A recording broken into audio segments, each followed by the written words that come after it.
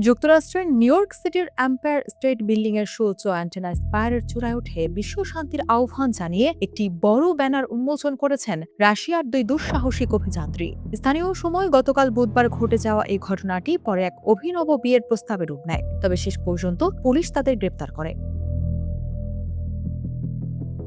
বার্তা সংস্থা রয়টার্সের খবরে বলা হয়েছে, হাতাকাটা কালো পোশাক পরে এবং পুরো অভিযান সামাজিক যোগাযোগ মাধ্যমে ধারণ করতে করতে অ্যাঞ্জেলা নিকোলাও ও ভানিয়া বিয়ারকোস নামের ওই দুজন ভবনটির অ্যান্টেনা স্পেয়ারের শীর্ষে জ্বলতে থাকা লাল আলোর কাছাকাছি অবস্থান নেন। ম্যানহাটনের মিডটাউন এলাকার ফুটপাত থেকে ওই স্থানের উচ্চতা প্রায় 1454 ফুট।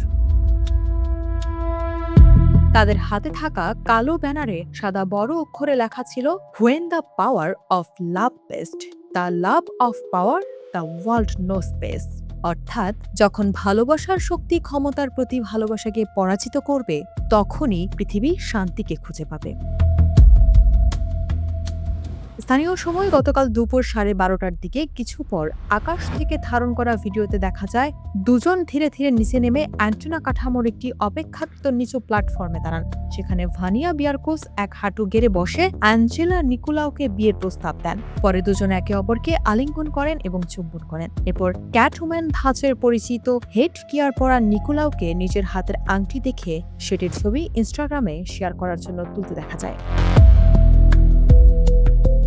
উল্লেখ্য, সৌচ ভবনের চূড়ায় ঝুঁকিপূর্ণ অভিযানের জন্য পরিচিত এই যুগলকে নিয়ে 2024 সালে নেটফ্লিক্সে স্কাই ওয়ার্কার্স এ লাভ স্টোরি শিরোনামের একটি প্রামাণ্যচিত্র নির্মিত হয়।